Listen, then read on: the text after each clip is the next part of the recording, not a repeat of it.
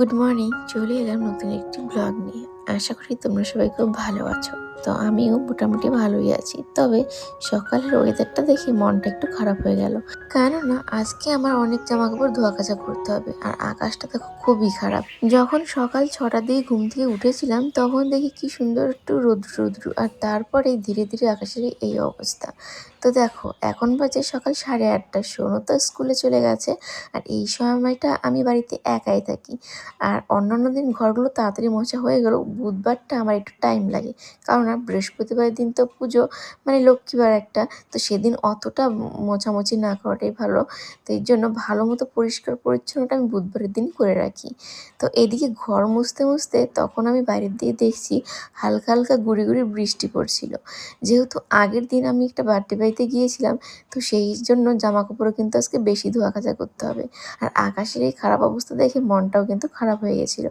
তো দেখো ঘর দুটো মুছে বারান্দাটা মুছে নিয়েছি, আর এদিকে হালকা বৃষ্টি পড়ছিল। তো সেটা হয়তো ক্যামেরাতে বোঝা যাচ্ছে না। তো দেখো এখন আমি স্নান টান করে নিয়েছি জামা কাপড় ধোয়া কাচা করে। তো এখন ঠাকুর ঘরে চলে এলাম, আর এই জানালাটা খুলে নিলাম। আর এই যে ঠাকুরের এখানে যে ফুলগুলো আছে, বাসি ফুলগুলো সব উঠিয়ে নিচ্ছি। এগুলো উঠিয়ে ঠাকুর ঘরটা মোছামুছি করে নেব।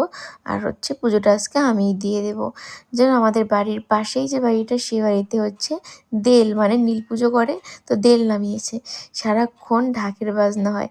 এর জন্য ঠিকমতো ভিডিওর ভয়েস দিতে পারছি না। আর এই ভিডিওটা যেন আমি বুধবারে বানিয়েছি, কিন্তু এডিট করছি আজকে বৃহস্পতিবার। আর এরকম আরও 3-4টা ভিডিও জমে আছে, আমি ভয়েস দিতে পারছি না শুধুমাত্র বাজনার জন্য। আর আজকে দেখি একটু ফাঁকা, তো সেই সুযোগে ভাবছি এই বড় ভিডিওটাকে এডিট করে নিই। আর এই দেখো আজকে কিন্তু আমার ক্যামেরাম্যান হয়েছে সোনুর বাবা। সত্যি মাঝে মধ্যে মনে হয় যদি আমার ভিডিওগুলোকে করে দিত তাহলে কত ভালো হতো। অনেক বলার পর দেখি আজকে উনি আমাকে এতটুকু সাহায্য করছে। ব্যাস এতেই আমি অনেক খুশি। আর কি লাগে, আমি যখন ভিডিও করব তখন যদি ক্যামেরাটাকেও ধরে দেয়, সত্যি ভিডিওগুলো খুব ভালো হয়। কারণ স্ট্যান্ডে রাখার ফলে কি হয়, বারে বারে ফোনটা নিয়ে নিয়ে সরাতে হয়, যেটা খুবই বিরক্তিকর লাগে। আর এক জায়গায় দাঁড় করিয়ে ভিডিও করলে সেটা দেখতে খুব খারাপ লাগে।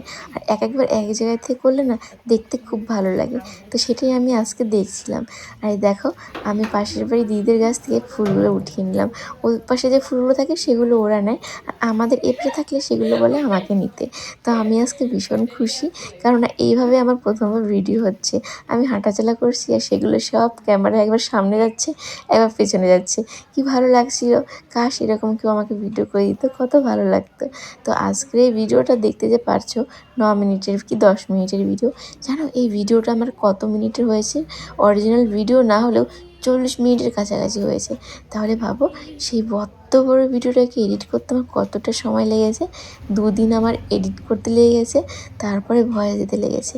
আর যখন আমি এতটা কষ্ট করি আর সেই ভিডিওতে ভিউ না হয়, খুব কষ্ট হয়। আর যার জন্য আমি এখন বড় ব্লগের থেকে মিনি ব্লগটাই বেশি দিই। কারণ মিনি ব্লগে খাটনিটা একটু হলেও কিন্তু কম, কিন্তু বড় ব্লগে খাটনিটা অনেক বেশি। সেই 1 ঘন্টা 40 মিনিট বা আধ ঘন্টার ভিডিওটাকে 10 মিনিট 8 মিনিটে আনা ভীষণ কষ্টের। কোনটা বাদ দেবো, কোনটা স্পিড করব, কোনটা স্লো থাকবে, এইসব ভাবতে ভাবতে মানে মাথা খারাপ হয়ে যায়। আর যখন ভিডিও এডিট ভয়েস সবটা নিজে একা করতে হয়, তখন সেই চাপ যে কি যারা করে শুধু তারাই জানে। তবে ভিডিও করতে খুব ভালো লাগে, তাই করা। সে সফলতা কবে পাবো জানি না, তবে করে আমি যাবই, ছাড়বো না যতদিন পর্যন্ত সফলতা আমার হাতে না আসবে। তো যাই হোক, আজকে আমি ভীষণ খুশি, কারণ আমার ভিডিওগুলো সোনুর বাবা করে দিচ্ছে। সত্যি এর জন্য আমি আজকে খুব আনন্দের সঙ্গে ভিডিওগুলো করছিলাম, আর আমি যে কাজগুলো করছিলাম সেগুলোও করছিলাম। আজকে তুমি আমার পূজা করা দেখবা, এরপর তুমি ওভাবে পূজা করবে।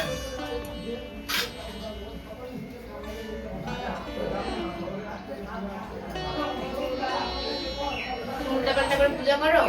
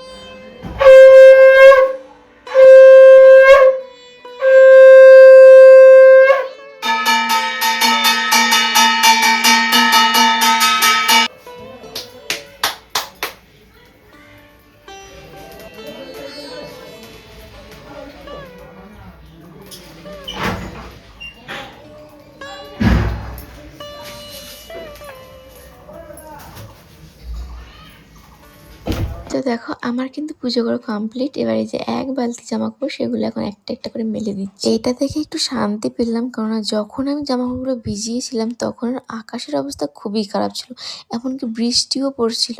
আর এখন যখন ধোয়া কাচা করে স্নান টান করলাম তো দেখি কত সুন্দর রোদ্র উঠেছে। সত্যি এই রোদ্রুটা না উঠলে খুব খারাপ লাগতো, কারণ এত জিনিস ধুয়েছি। আর জামাকাপড় ধোয়ার দিন যদি রৌদ্র না থাকে ভীষণ রাগ উঠে যায়। আর রৌদ্র থাকলে সেই খাটনিটাকে খাটনি মনে হয় না, যদি জামাকাপড়গুলো শুকিয়ে নিতে পারা যায় আর কি।